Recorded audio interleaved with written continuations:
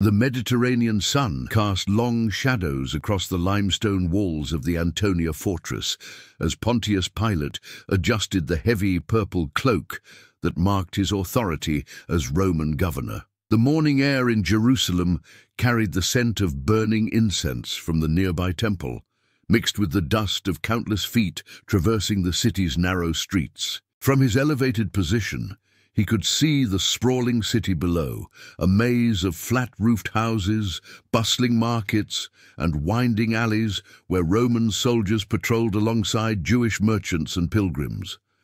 "Governor, the morning reports," announced Marcus Flavius, his trusted centurion, entering the marble-floored chamber with measured steps. The sound echoed against the walls adorned with Roman eagles and maps of Judea's territories. Pilate turned from the window, his weathered face bearing the lines of a man who had spent years navigating the treacherous waters of provincial politics. At 45, he possessed the commanding presence expected of a Roman administrator, yet his dark eyes held a weariness that spoke of sleepless nights, pondering decisions that could spark revolts or maintain an uneasy peace. "What news from the streets, Marcus?" Pilate asked, accepting the scroll with calloused hands that had signed countless death warrants and tax decrees. 3 arrests in the lower city for sedition, merchants spreading talk against Roman taxation. The high priest Caiaphas requests an audience regarding the upcoming Passover preparations. And Marcus hesitated, his scarred face betraying concern. "There are rumors of another prophet gathering crowds near the Jordan River." Pilate's jaw tightened. Prophets meant trouble. They stirred the hearts of the people with promises of deliverance that invariably led to confrontation with Rome. "Double the patrols around the temple during Passover. I won't have another uprising on my watch." As Marcus departed, Pilate found himself alone with his thoughts and the ever-present tension that gripped his shoulders like a vice. The position of governor had brought him wealth and status, but also isolation. His wife Claudia had remained in Rome, unable to bear the harsh climate and political volatility of Judea. Letters from her had grown sparse, filled with social gossip that seemed trivial compared to the life-and-death decisions he faced daily. The afternoon brought a procession of petitioners to his judgment seat, a massive chair carved from black marble that dominated the fortress's main courtyard. Merchants seeking trade privileges, local officials reporting on construction projects, and always the endless stream of criminal cases that required his attention. Each decision rippled through the complex social fabric of Jerusalem, where religious law intertwined with Roman authority in ways that often defied understanding. It was during these proceedings that she appeared. Miriam Bat Eleazar stepped into the courtyard with the fluid grace of desert wind, her presence immediately commanding attention despite her modest attire. She was perhaps 25, with the olive skin and dark hair typical of Jewish women, but there was something extraordinary in the way she carried herself, confident yet respectful, beautiful yet unaware of her own magnetism. She approached with a merchant seeking compensation for goods allegedly seized by Roman soldiers. "Governor," she spoke in accented Latin, her voice carrying the musical quality of Aramaic underneath, "I appear before you not for myself, but to speak for Tobias the cloth merchant, who has been wronged by men claiming to act in Rome's name." Pilate found himself studying her face longer than protocol demanded. Her eyes, dark as olives, met his directly, unusual for a woman in this culture, yet somehow appropriate for her evident intelligence.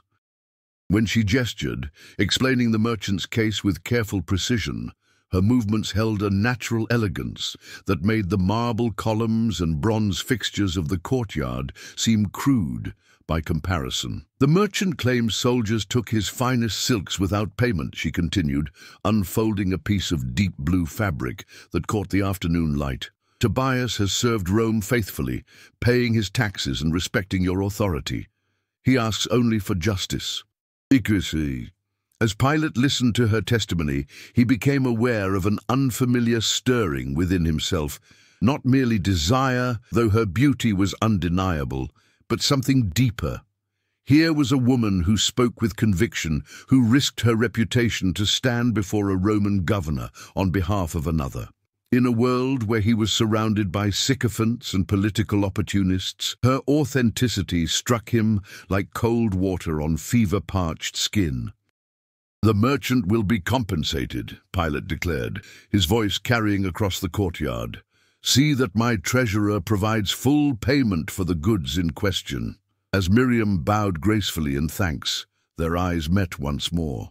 In that brief moment, Pilate felt the foundations of his carefully ordered world begin to shift. The weight of his purple cloak seemed suddenly heavier, and the vast distance between his elevated seat and where she stood felt both insurmountable and insignificant. That evening, as Jerusalem's lights flickered to life below the fortress walls, Pilate stood again at his window. But now, instead of seeing only the political challenges and religious tensions that defined his existence, he found himself wondering about the woman who had spoken with such passion for justice. In the growing darkness, he could almost hear the echo of her voice, and for the first time in months, the isolation of command felt not just burdensome, but cruel. The purple cloak lay folded on his bed, its imperial power unable to touch the longing that had taken root in his heart. 3 days had passed since Miriam's appearance in the courtyard, yet Pilate found his thoughts returning to her with disturbing frequency. The morning briefings blurred together as he caught himself scanning the faces in the crowd, hoping for another glimpse of those intelligent dark eyes. This distraction troubled him. Governors who allowed personal feelings to cloud their judgment rarely survived long in provincial postings. "Sir, you seem distant today," observed Marcus as they walked through the fortress's training grounds, where Roman soldiers practiced swordwork under the relentless Jerusalem sun. The clash of metal on metal echoed off the stone walls, punctuated by barked commands in Latin. Pilate forced his attention back to the present. "I'm fine, Marcus. What's the situation with the tax collections? Behind schedule in several districts, the people grow more resentful each month. Some refuse to pay, claiming their loyalty belongs only to their God."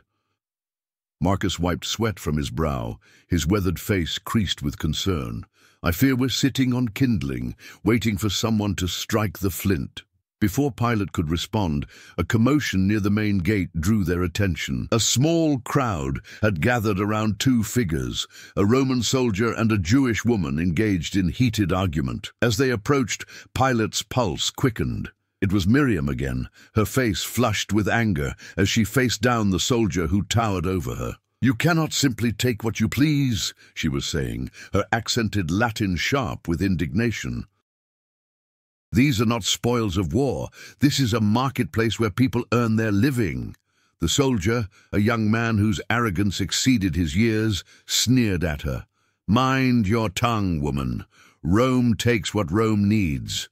Your people should be grateful we allow you to trade at all." Pilate stepped forward, his presence immediately commanding silence. "What's the meaning of this disturbance?" The soldier straightened, his face paling as he recognized his governor. "Sir, I was requisitioning supplies as ordered, and this person interfered with my duties." "Requisitioning," Miriam repeated, her voice heavy with scorn.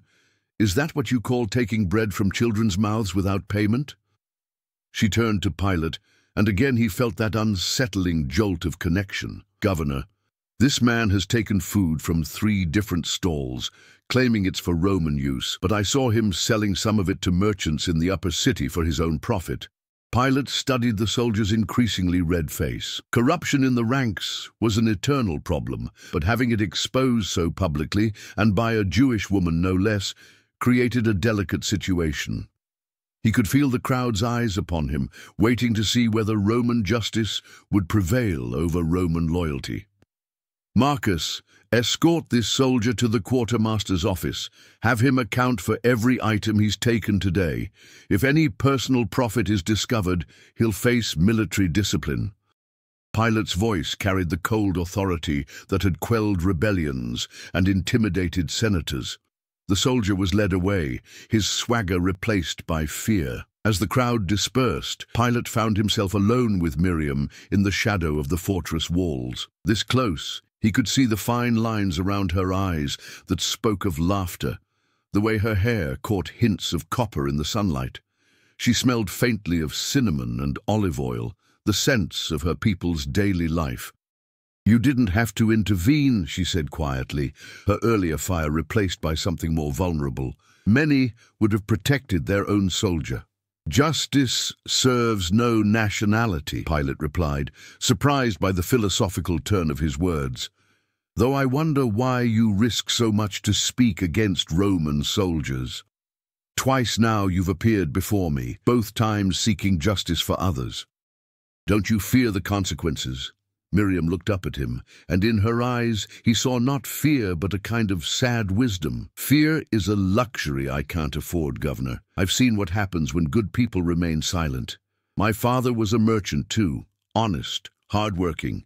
When soldiers took his goods and he protested, they beat him so badly he never walked properly again. He died believing that justice was only for those with power." Her words hit Pilate like a physical blow. How many similar stories existed in the city below? How many fathers, sons, daughters had suffered under the administration he led? The weight of command had always been abstract, maintaining order, collecting taxes, enforcing Roman law. But looking into Miriam's eyes, he began to understand the human cost of every decision he made. "I'm sorry for your loss," he said, and meant it. "Your father. He sounds like an honorable man." "He was, and he taught me that someone must speak for those who cannot speak for themselves, regardless of the cost." She paused, studying his face with uncomfortable perception. "You carry a great burden, Governor. I see it in your eyes. The loneliness of power is its own kind of suffering." Her insight startled him. When had anyone last seen past his title to the man beneath? Certainly not the sycophantic officials who sought his favor, nor the soldiers who obeyed his commands without question. Even his correspondence with Claudia had become formal, focused on practical matters rather than the intimate concerns of marriage. "You speak dangerously," he said, though without anger. "Such observations could be seen as sedition or as compassion," Miriam replied. "Sometimes the most powerful people are the most isolated." As she prepared to leave, Pilate felt an unexpected desperation. "Wait. That is, the city can be dangerous for someone who challenges authority as you do. If you ever need protection or assistance, you're very kind, Governor, but accepting favors from Rome would compromise everything I stand for." Her smile was gentle but firm. "My people would never trust me again, and I would lose the ability to help them." Watching her disappear into the maze of Jerusalem's streets, Pilate felt something fundamental shifting inside him. The clear lines between ruler and ruled, Roman and Jew, had begun to blur. For the first time since arriving in Judea, he found himself questioning not just his decisions, but the entire system he represented. That night, alone in his chambers with only the distant sounds of the city for company, Pilate stared at the maps on his walls. Red pins marked areas of unrest, blue ones indicated loyal districts, but now all he could think about were the individual stories behind each marker. How many other fathers had died broken? How many women like Miriam struggled daily against an indifferent system? The purple cloak hung on its hook, a symbol of imperial might that suddenly felt more like a chain than a crown. The morning brought disturbing news that scattered Pilate's troubled thoughts like leaves before a storm. Marcus entered his chambers with unusual urgency, his normally composed demeanor cracked by concern. "Governor, we have a problem. The prophet I mentioned, Jesus of Nazareth, has entered Jerusalem. The crowds greeting him were significant." Pilate set down his cup of watered wine, the taste suddenly bitter on his tongue. How significant? Hundreds, possibly thousands. They threw palm branches in his path, called him king. Marcus's scarred face was grim. The high priest is requesting immediate audience. He seems genuinely afraid. And days, within the hour, Caiaphas arrived at the fortress with a retinue of temple officials, their ornate robes a stark contrast to the utilitarian Roman architecture. The high priest was a man who had mastered the delicate art of collaboration with Rome while maintaining his authority over the Jewish people, a balance that required constant vigilance and occasional moral compromise. "Governor Pilate," Caiaphas began, his voice carrying the smooth authority of one accustomed to command, "we face a crisis that threatens the peace you've worked so hard to maintain. This Jesus has been drawing crowds for months with his teachings, but now he claims authority that borders on sedition." "What kind of authority?" Pilate asked, studying the older man's face. Caiaphas was many things: politically shrewd, religiously conservative, occasionally ruthless, but he was not given to hysteria. "He speaks of a kingdom, Governor. His followers call him the Messiah, the anointed one who will deliver our people. Yesterday, when he entered the city, the crowds hailed him as the Son of David, a title reserved for kings." The high priest leaned forward, his eyes intense. "I need not explain to you the implications of a Jewish king in Roman Judea." Pilate felt the familiar weight of decision settling on his shoulders. Another would-be Messiah could indeed spell disaster. The last major uprising had cost thousands of lives and nearly ended his career. Yet something in Caiaphas's manner suggested personal motivations beyond concern for public order. "What do you know of this man's character, his actual teachings?" "He preaches love for enemies, forgiveness of sins, care for the poor." Harmless enough on the surface, but he's also challenged the temple authorities, disrupted the money changers, claimed the power to forgive sins. Blasphemy that undermines the very foundations of our faith. Caiaphas paused, choosing his words carefully. "The people love him, Governor. That makes him dangerous to us both."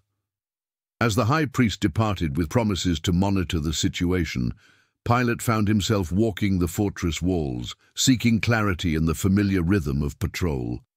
Jerusalem spread below him like a living map, its narrow streets filled with pilgrims who had come for Passover, always a tense time when religious fervor mixed with political resentment like oil and flame. It was during this troubled contemplation that he saw her again. Miriam was in the courtyard below, but this time she wasn't alone. A small group of women surrounded her, and they were listening intently to someone Pilate couldn't see from his elevated position. Moving to a better vantage point, he was surprised to discover the speaker was a man of perhaps 35, unremarkable in appearance except for his eyes. Even from this distance, Pilate could sense their intensity. "Love your enemies," the man was saying, his voice carrying clearly in the still air. "Pray for those who persecute you. If someone strikes you on one cheek, turn to them the other also." Pilate found himself drawn despite his better judgment. These were not the words of a typical revolutionary. Most messianic pretenders preached violence against Rome, the overthrow of foreign oppression. But this Jesus spoke of love and forgiveness, concepts that seemed almost naive in the brutal reality of imperial politics. "Teacher," Miriam's voice rose from the group, "what of justice? When the powerful abuse their authority, when the innocent suffer, are we to simply accept it?" Jesus, for Pilate was now certain this was the prophet causing such concern, smiled at her question. "Justice and mercy are not enemies, Miriam. True justice seeks not merely punishment, but healing. The powerful who abuse their authority are often the most broken of all, trapped by the very positions they've sought." Pilate felt those words strike him with unexpected force. Broken, trapped. He had always seen his position as the pinnacle of achievement, the reward for years of military service and political maneuvering. Yet looking at Jesus below, surrounded by people who genuinely loved him, Pilate felt the loneliness of command more keenly than ever. "But what of those who suffer under unjust rule?" asked another woman. Should they not resist? Resistance takes many forms, Jesus replied. Sometimes the greatest resistance is refusing to let hatred consume your heart, choosing to see your oppressor as another child of God who has lost their way. As the group began to disperse, Pilate watched Miriam approach Jesus privately. Their conversation was too quiet to overhear, but he could see the teacher place a gentle hand on her shoulder, offering what appeared to be comfort or blessing. The intimacy of the gesture stirred something ugly in Pilate's chest. Jealousy, he realized with shock. He was jealous of a provincial Jewish teacher. That evening brought reports that deepened Pilate's unease. Jesus had indeed disrupted the temple courts, overturning the tables of money changers and merchants, declaring the holy place had become a den of thieves. The temple guards had been too surprised and outnumbered to act, but the confrontation had elevated tensions throughout the city. "The high priest is right to be concerned," Marcus reported during their evening briefing. "This Jesus has crossed a line. Disrupting the temple threatens the entire economic and religious structure of the city." Yet his message seems to be one of peace, Pilate mused, remembering the afternoon's teaching session. Love your enemies, hardly the rallying cry of a revolutionary.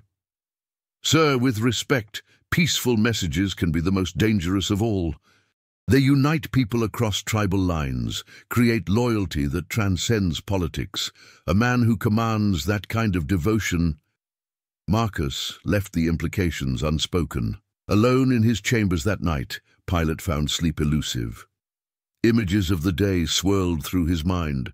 Caiaphas's worried face, Jesus teaching in the courtyard, Miriam's attentive expression as she listened to the prophet's words. There was a connection between them all that he couldn't quite grasp, a web of relationships and loyalties that his Roman training hadn't prepared him to navigate. From his window, he could see torches moving through the city below. The Passover crowds were growing larger, their excitement more palpable. In 3 days, Jerusalem would swell to twice its normal size, with pilgrims celebrating their people's ancient liberation from bondage. An anniversary that always made Roman governors nervous. But this year felt different.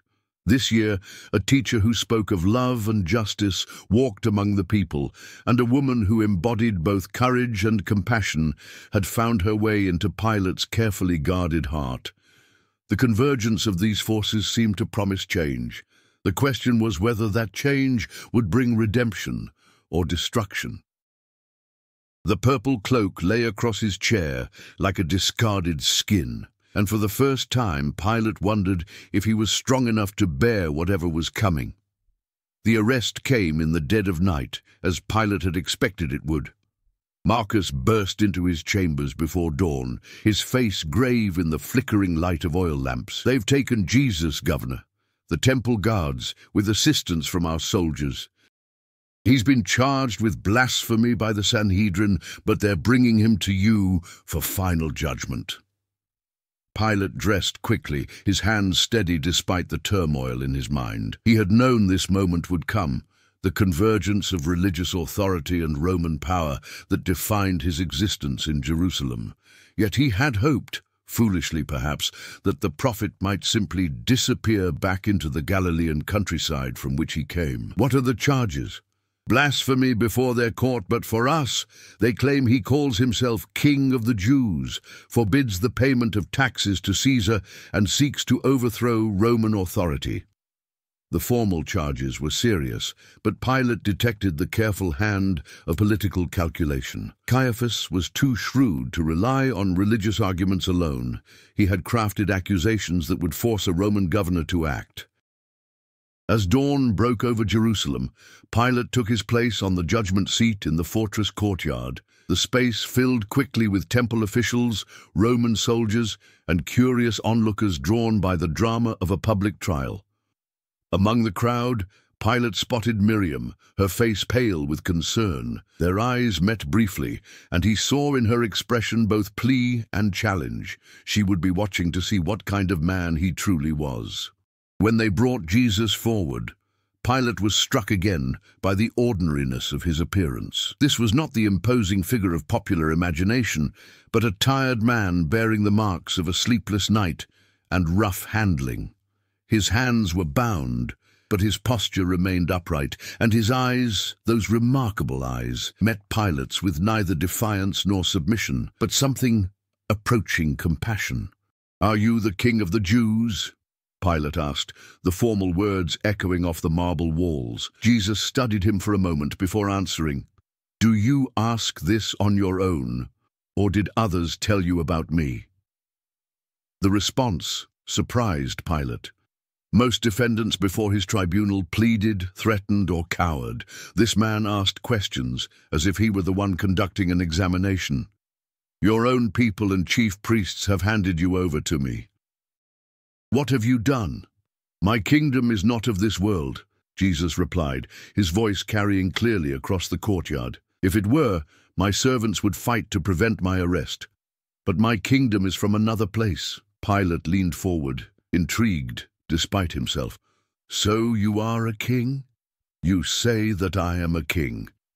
For this I was born, and for this I came into the world, to testify to the truth. Everyone who belongs to the truth listens to my voice." "What is truth?" Pilate asked, the philosophical question escaping before he could stop it. In the silence that followed, he became acutely aware of every eye upon him. Caiaphas watching with calculating intensity, Marcus standing ready to carry out whatever order came, and Miriam in the crowd, her dark eyes reflecting a mixture of hope and fear. Rising from his chair, Pilate addressed the assembled crowd. "I find no basis for a charge against this man." A rumble of displeasure arose from the temple officials, while scattered voices from the crowd called out in support. But Caiaphas was not finished. "He stirs up the people throughout Judea with his teaching. He started in Galilee and has come all the way here." Learning that Jesus was a Galilean, Pilate saw an opportunity to avoid the decision entirely. Herod Antipas, tetrarch of Galilee, was in Jerusalem for the Passover. Let him deal with his own provincial problems. But within hours, Jesus was returned to Pilate's custody. Herod, it seemed, had found the prophet entertaining but harmless, and had sent him back dressed in an elegant robe as a kind of jest. As the morning wore on, pressure mounted from multiple directions. The crowd in the courtyard grew larger and more agitated. Caiaphas made increasingly urgent appeals about maintaining order during Passover. Roman officials reminded Pilate of his duty to Caesar. And through it all, Jesus stood quietly, bearing the weight of accusation with a dignity that made his accusers seem small by comparison. It was then that the note arrived. A servant approached nervously, bearing a scroll sealed with wax. "From your wife, Governor. She says it's urgent." Pilate broke the seal with trembling fingers, recognizing Claudia's handwriting. But the message was not from Rome. It was from here in Jerusalem. She'd arrived secretly 2 days earlier, intending to surprise him, and had been staying in the upper city with the wife of a Roman merchant. "I have suffered much in a dream today, because of this innocent man," the letter read. "Have nothing to do with him. I have been watching from the crowd, and I see how this weighs upon you. Trust your conscience, my husband. Some decisions define not just our policies, but our souls." Pilate's hands shook as he absorbed the words. Claudia was here in Jerusalem, witnessing his greatest test of character. The woman who had shared his bed and his ambitions now watched from among the crowd as he decided the fate of an innocent man. Looking up, he scanned the faces before him until he found her, Claudia standing near the back, her Roman features and fine clothing marking her as foreign among the Jewish crowd. But it was the face beside her that stopped his breath. Miriam stood close to his wife, and the two women seemed to be speaking quietly together. How had they met? What had they discussed? The sight of them together, the woman who represented his past and the woman who had captured his heart, crystallized the impossible position in which he found himself. Every choice led to loss. Releasing Jesus would anger Caiaphas, potentially triggering the religious uprising he had worked so hard to prevent. But condemning an innocent man would betray everything he had believed about Roman justice. "I will have this man flogged and then release him," he announced, hoping that compromise might satisfy both sides. But the crowd, led by the temple officials, began to chant, "Crucify him! Crucify him!"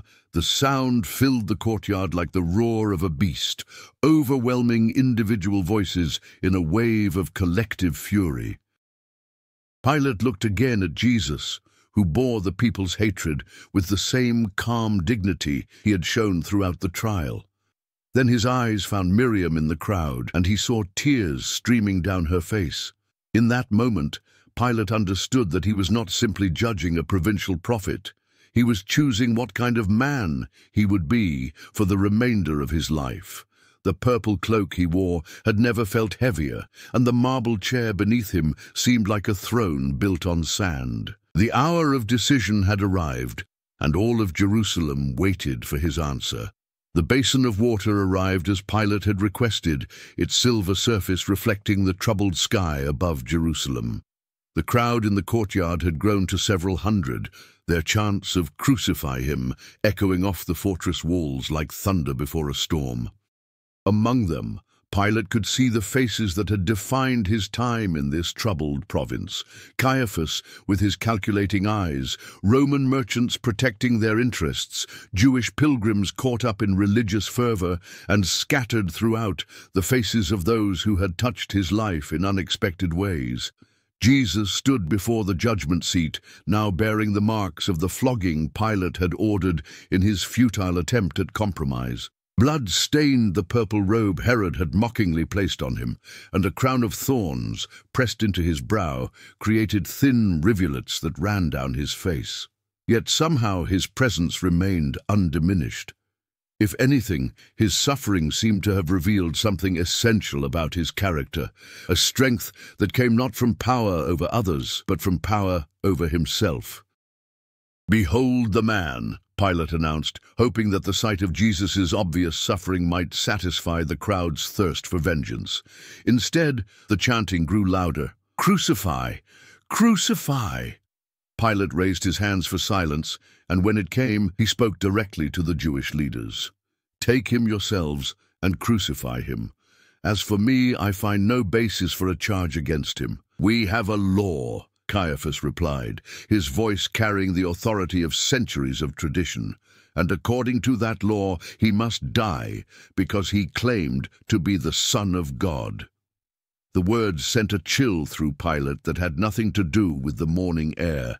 Son of God, a claim that, if true, would make everything else irrelevant.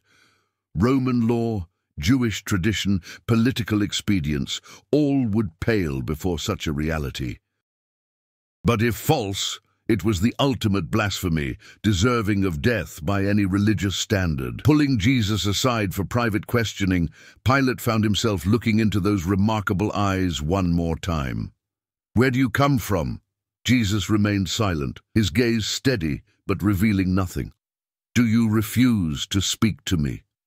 Pilate pressed, frustration creeping into his voice. "Don't you realize I have power either to free you or to crucify you? You would have no power over me if it were not given to you from above," Jesus replied quietly. "Therefore, the one who handed me over to you is guilty of a greater sin." The response struck Pilate like a physical blow. Here was a man facing certain death, yet he spoke of power and authority with the confidence of one who understood forces beyond the merely political. More troubling still, his words carried no hatred for his accusers, only a sad recognition of their choices. Returning to the judgment seat, Pilate made one final attempt to avoid the decision that would haunt him forever. "It is your custom for me to release to you one prisoner at the time of the Passover. Do you want me to release the King of the Jews?" The response was immediate and decisive.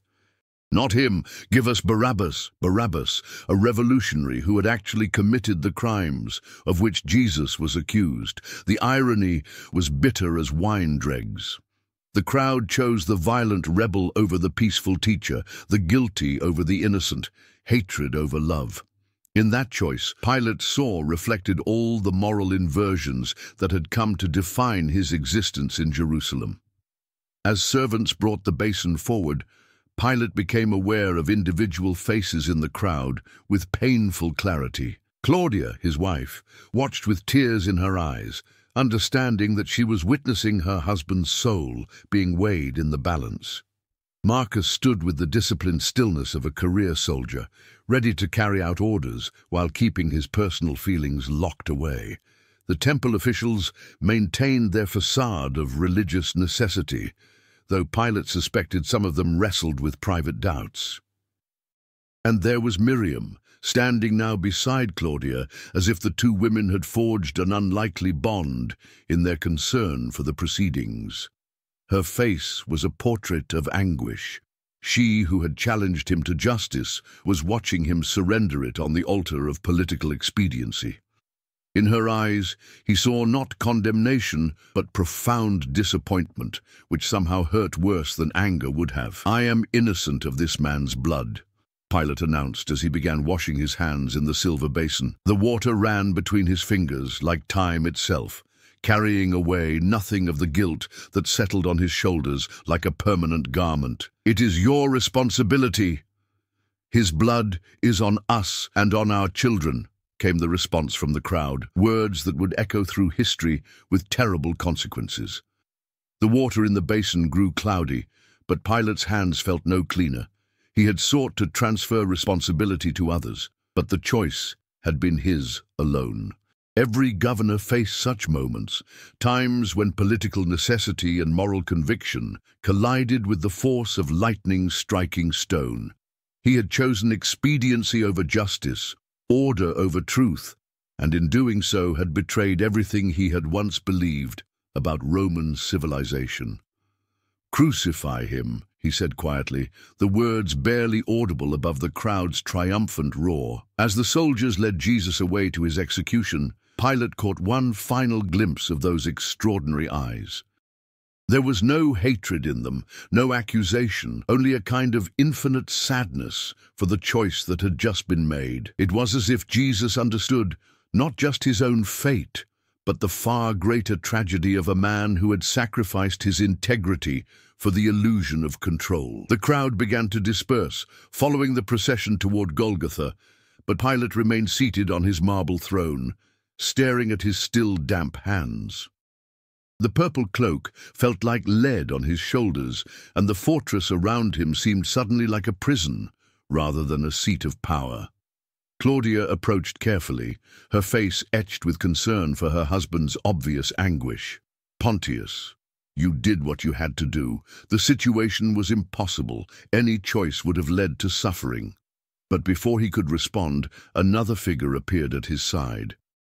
Miriam had somehow gained access to the governor's private area, her presence both shocking and somehow inevitable.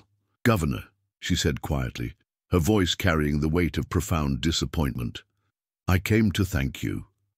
The words confused him. "Thank me?" "For showing me the truth about power. I believed that good men in positions of authority could change the world through justice and compassion. But I see now that power itself corrupts even the best intentions. The system doesn't create monsters. It reveals them."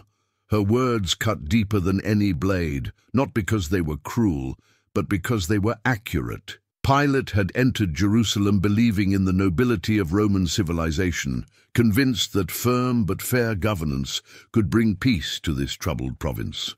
Instead, he had discovered that every choice came with a moral cost, and the accumulation of those costs had gradually eroded his character until, in his moment of greatest testing, he had chosen political survival over human decency. "Miriam," he began, but she was already turning away. "I pray that you find peace, Governor, but I fear you never will." As she disappeared into the dispersing crowd, Pilate felt something break inside him that would never heal. The woman whose courage had inspired him, whose beauty had awakened feelings he thought long dead, had witnessed his greatest failure and found him wanting. That afternoon, as reports arrived of the execution on Golgotha, Pilate stood once again at his window overlooking Jerusalem. The city spread below him as always, but now it seemed foreign and hostile. He had maintained order. There had been no uprising, no challenge to Roman authority. By every political measure, he had succeeded. Yet success felt like ashes in his mouth. Somewhere beyond the city walls, an innocent man had died because Pilate lacked the courage to do what he knew was right. The power he had wielded with such confidence revealed itself to be an illusion. He was as trapped by circumstances as any prisoner in his cells. In the days that followed, disturbing reports would reach his ears. The executed teacher's followers claimed he had risen from the dead. His teachings spread like wildfire throughout the province and beyond. The movement that Pilate thought he had ended with a crucifixion instead seemed to gain strength from its leader's death. But those developments lay in the future. For now, Pontius Pilate sat alone in his marble chamber, the purple cloak of his office draped across a chair like a discarded skin. Outside his window, Jerusalem continued its ancient rhythms. Merchants hawking their wares, pilgrims completing their Passover obligations, children playing in narrow alleys where Roman soldiers now patrolled with renewed vigilance. The sun was setting, painting the limestone walls of the city in shades of gold and amber that reminded him of Miriam's eyes when she had spoken of justice with such passionate conviction. That seemed like another lifetime now, though barely 3 months had passed since their first encounter in his courtyard. 3 months during which his carefully ordered world had been turned upside down by forces he neither understood nor controlled. A knock at his chamber door interrupted his brooding. Marcus entered, his scarred face bearing news that Pilate could read in his expression before a word was spoken. "She's gone, isn't she?" Pilate asked. "Left the city this afternoon, sir."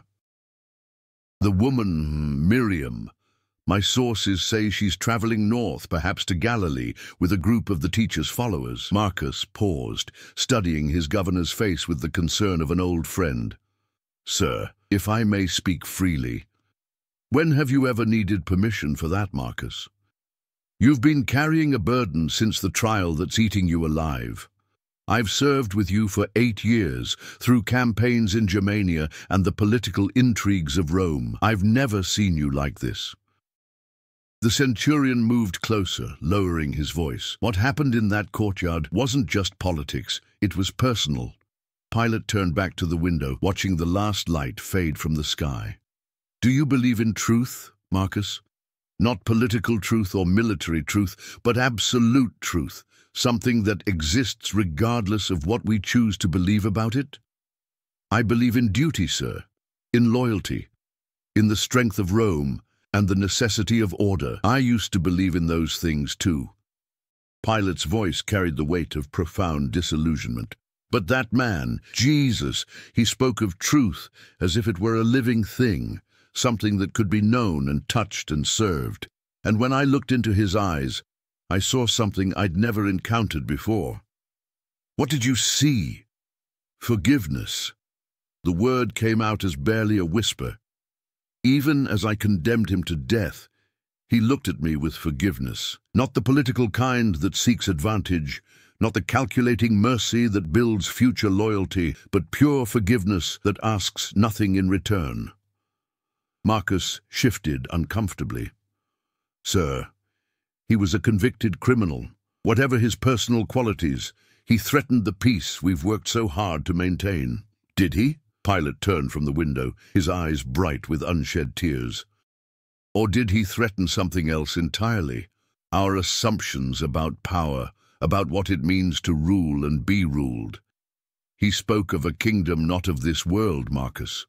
What if he meant exactly what he said?" The conversation was interrupted by the arrival of a messenger bearing dispatches from Rome. Among the official correspondence was a personal letter bearing Claudia's seal. She had departed Jerusalem immediately after the trial, unable to bear witnessing her husband's anguish any longer. Her words were gentle but final. She would be seeking a quiet divorce, returning to her family in Rome, unable to continue a marriage that had become a source of pain for them both. Pilate read the letter twice before setting it aside. Another relationship sacrificed on the altar of political necessity, another human connection severed by the weight of command. The isolation he had once accepted as the price of power now felt like a living tomb. "There's more, sir," Marcus said quietly. "Reports from throughout the province. The teacher's followers are gathering, sharing his teachings, claiming he appeared to them alive after the crucifixion. The movement is spreading faster than we can track. Are they planning rebellion?" "No, sir. If anything, they seem more committed to his message of peace than ever. They're caring for the poor, healing the sick, preaching forgiveness, even for their enemies." Marcus's voice carried a note of puzzlement. "It's the strangest aftermath to an execution I've ever witnessed." Pilate walked to his desk and pulled out a scroll, one of many reports he'd commissioned about Jesus during the weeks leading up to the trial. The testimony of witnesses who had heard him preach, accounts of his interactions with followers and opponents alike, descriptions of his character and teachings. Every report painted the same picture: a man of extraordinary compassion and integrity who had posed no threat to anyone except those who profited from injustice. "I condemned an innocent man, Marcus, not just legally innocent, though he was that too, but genuinely innocent, pure in a way that I didn't know was possible." He looked up at his faithful centurion, this man who had followed him through the worst campaigns and most difficult postings. "What does that make me?" "Human, sir. Flawed like all of us, but also capable of learning from the experience. Learning what? That power corrupts?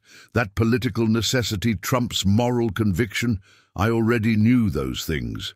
Pilate stood and walked to where his official seal lay on the desk, the symbol of Roman authority that had seemed so important just days ago. Or perhaps the lesson is simpler, that some choices define us so completely that everything afterward is merely consequence. Intrigue. As if summoned by his words, another messenger arrived with news that would change everything yet again. Reports from Galilee spoke of widespread unrest, not the violent kind that required military response, but something potentially more dangerous. A growing movement of people who no longer recognized the legitimacy of either Roman or Jewish authority, who spoke of serving a higher kingdom and living by different laws. "They're not just following a dead teacher," the messenger reported breathlessly. "They claim he's alive, that death itself couldn't hold him. The movement is spreading beyond Palestine. There are reports from Damascus, Antioch, even Rome itself." Pilate felt a chill that had nothing to do with the evening air. What if Miriam had been right in her assessment of power and corruption? What if the kingdom Jesus had spoken of was not some distant spiritual realm, but a present reality that made earthly authority irrelevant? The implications were staggering, not just for his own position, but for the entire structure of the empire he served. That night, Pilate dreamed of water that wouldn't wash clean, of eyes that held infinite sadness, and of a woman whose courage had shown him possibilities he lacked the strength to embrace.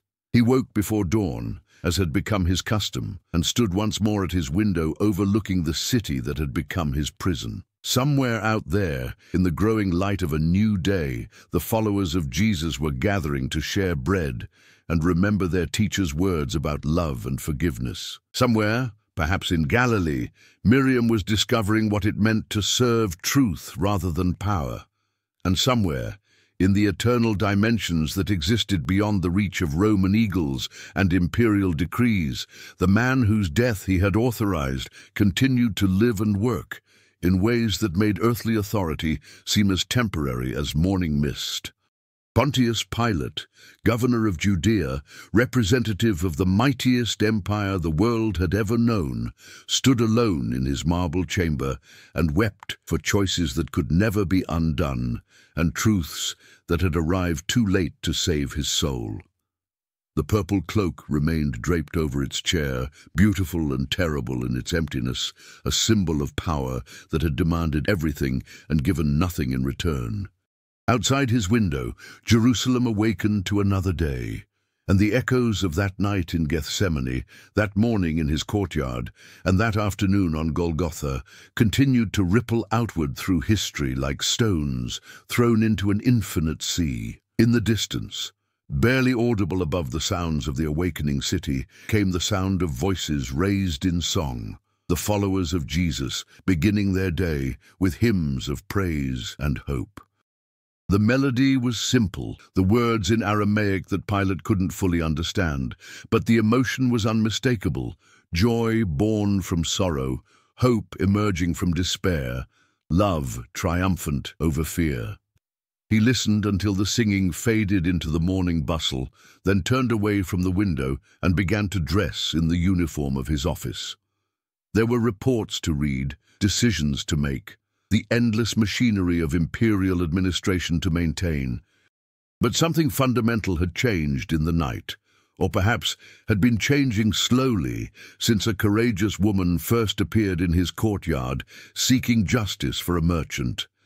The man who faced the new day was still Pontius Pilate, still governor of Judea, still wielding the authority of Rome. But he was also a man who had looked into the face of perfect innocence and chosen political expedience over moral truth. And in that choice, he had discovered both the ultimate limitation of earthly power and the terrible weight of eternal consequence.